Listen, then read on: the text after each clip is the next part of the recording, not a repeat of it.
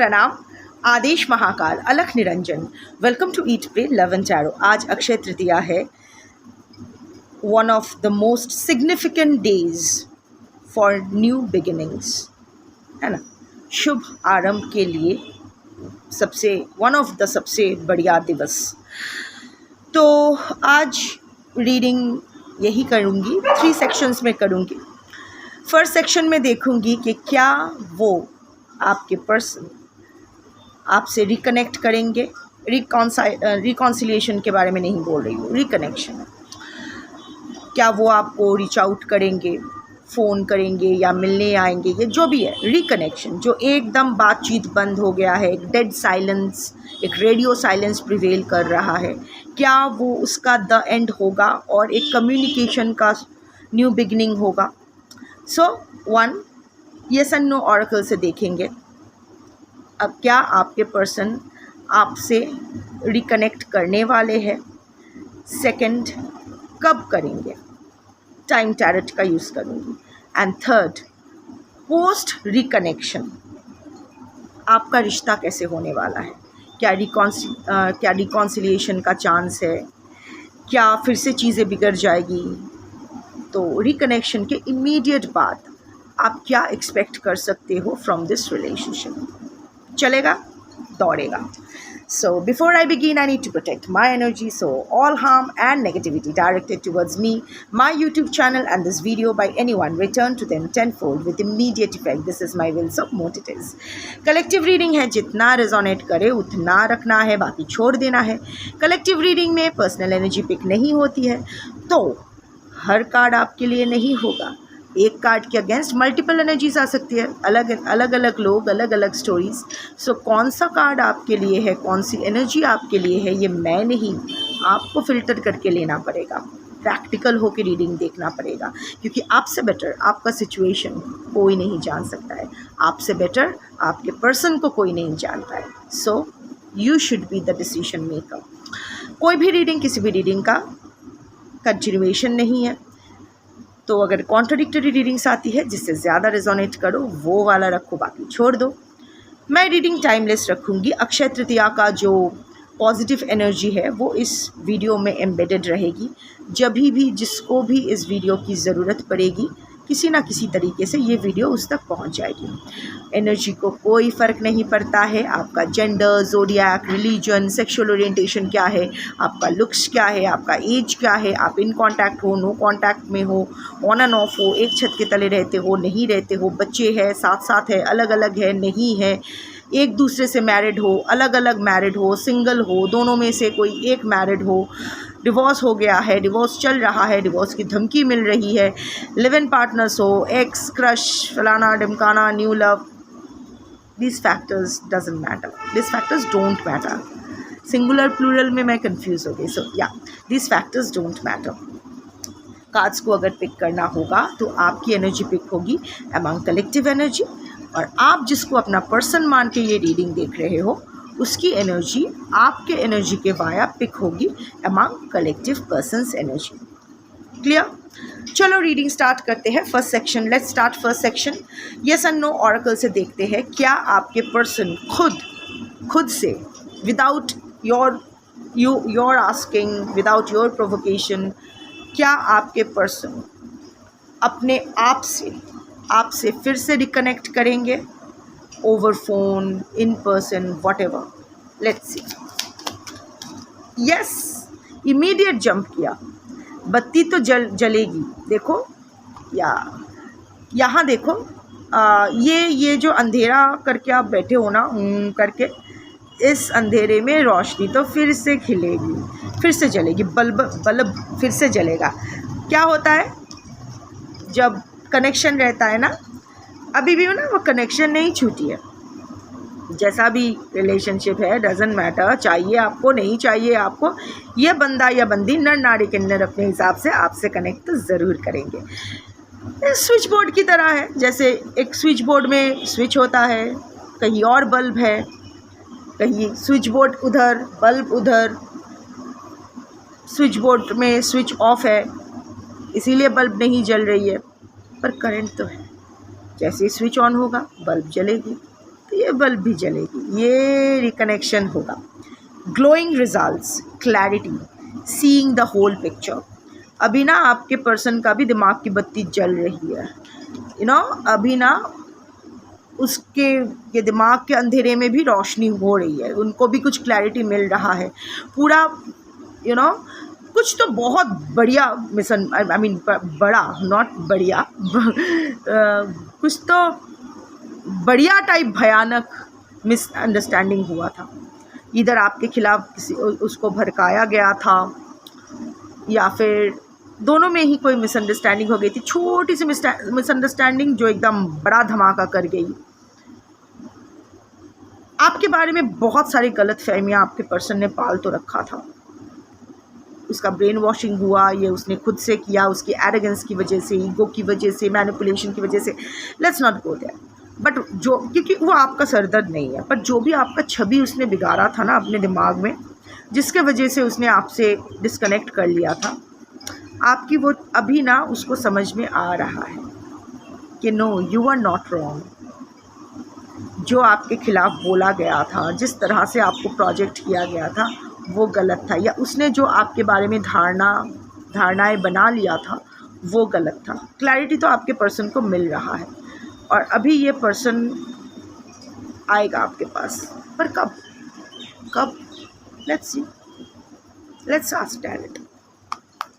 तो ये रिकनेक्शन कब होगा, कब आपके पर्सन आपसे रिकनेक्ट करेंगे?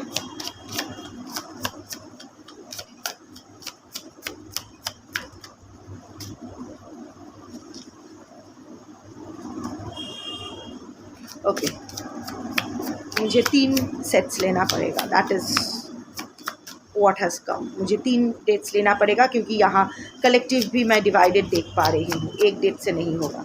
सो this is the second date.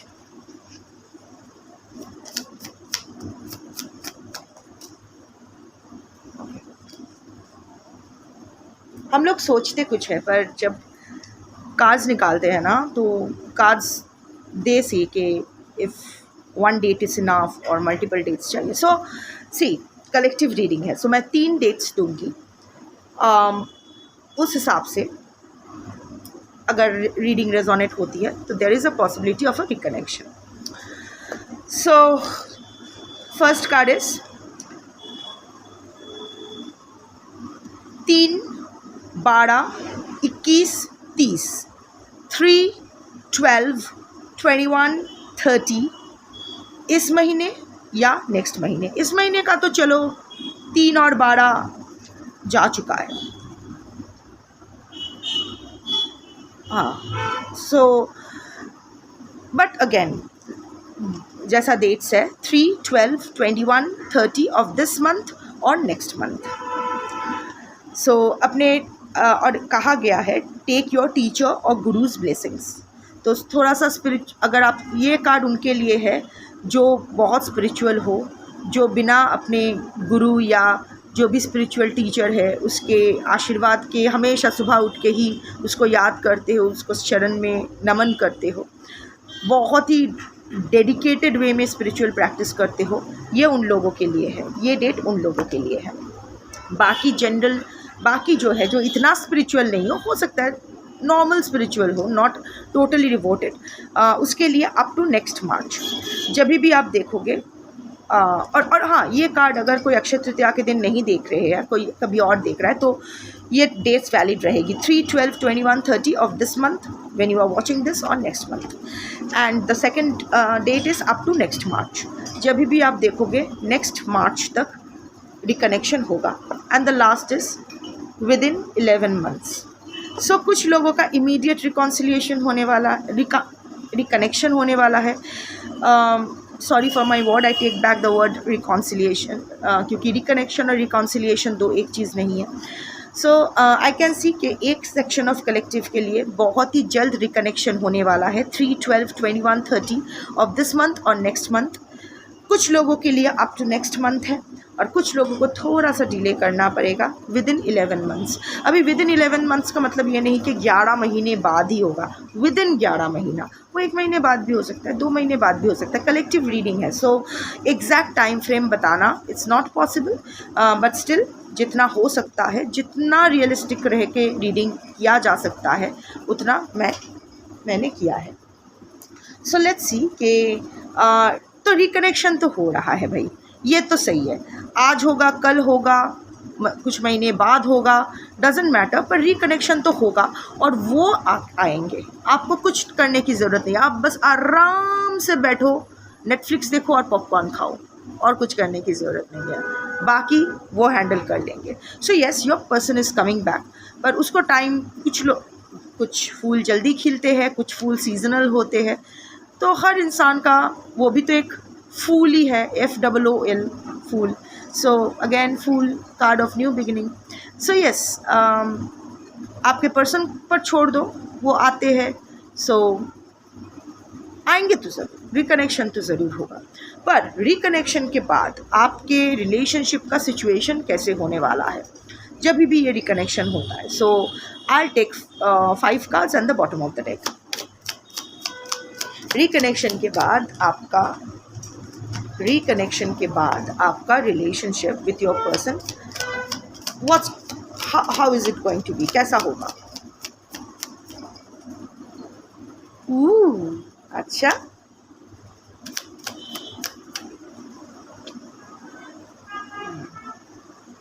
Okay,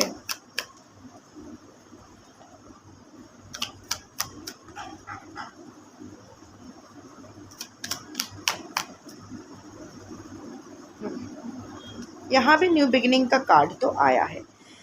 देखो, 6 of swords is the bottom of the deck.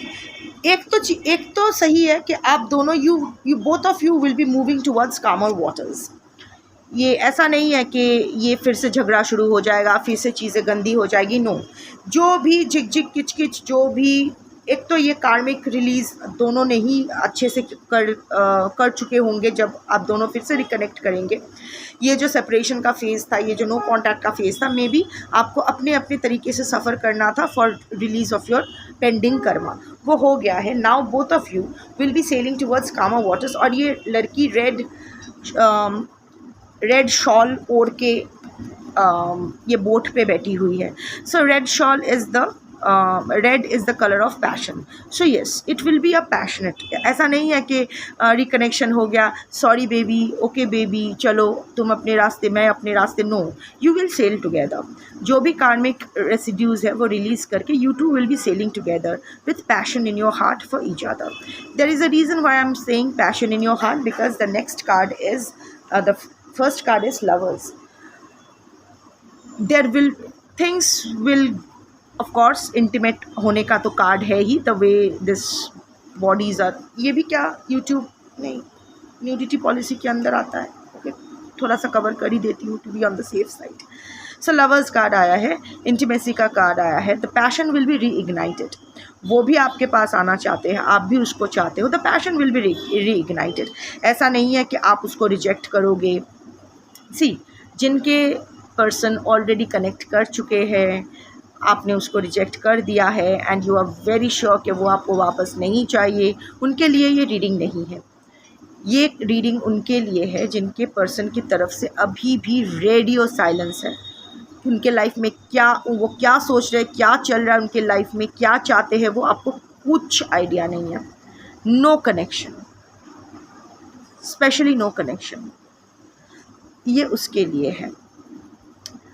और उनके लिए है जहाँ जो लोग एक छत के तले तो रहते हो, पर it's almost no connection, like flatmates रहते हो, हस्बैंड वाइफ हो, लिव इन पार्टनर्स हो, जो भी हो, बट बेसिक खाना खा लिया, खाना दो, बस उतना ही, मतलब थिंग्स लाइक दैट। कोई खुल के बात करना, कोई वो होता है ना कि एक pull, there is no pull.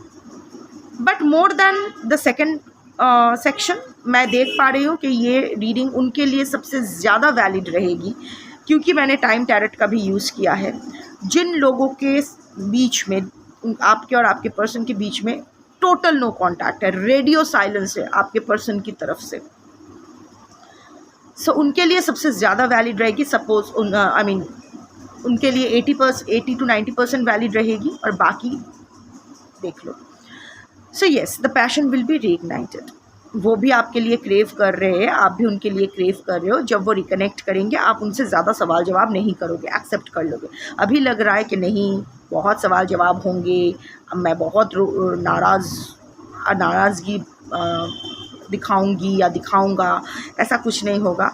You will get very emotional and he or she will also get very emotional, और you will share passionate moments together। अच्छा रहेगा। मेजर आर्काना है, सो लवर्स। पर एक चीज़ है, क्रॉस रोड्स पे आप तभी भी रहोगे। दोनों मिल तो गए, ऑफ कोर्स चाहोगे कि ये रिलेशनशिप आगे बढ़ाना या फिर ऐसे ही रिलेशनशिप में रहना, but the third party will be there. ऐसा नहीं है कि आपके पर्सन थर्ड पार्टी का चैप्टर एंड करके आपके पास आ रहे हैं। 3 ऑफ पेंटिकल्स आपके साथ बिल्ड करना चाहेंगे ये रिलेशनशिप फिर से, but with the third party शामिल। समहाउ और द अदर उन्होंने कोशिश की, पर थर्ड पार्टी को वो कोशिश करेंगे, पर वो थर्ड पार्टी को छोड़ नहीं पाएंगे। ऐसा नहीं है कि थर्ड पार्टी ऐसा नहीं है कि वो कोशिश नहीं करेंगे, वो बहुत सोचेंगे। परमुटेशन कॉम्बिनेशन बहुत आएगा दिमाग में कि ये करूँ वो करूँ, बट सिचुएशन ही ऐसा होगा कि वो थर्ड पार्टी को छोड़ नहीं पाएंगे। जिस तरह आपके साथ बिल्ड किया है, थर्ड पार्टी के साथ भी उन्होंने एक रिश्ता और एक घर बिल्ड किया है। सो दोनों में से वो किसी एक को वो चुन नहीं पाएंगे। सो थर्ड पार्टी रहेगी, इसीलिए the cross roads will be there. वो पैनिक मोड रहेगा, आपके नर्वस सिस्टम वो पैनिक मोड पे रहेगी, पर फिर भी आप उसको एक्सेप्ट करोगे, बिकॉज आप भी वही चाहते हैं।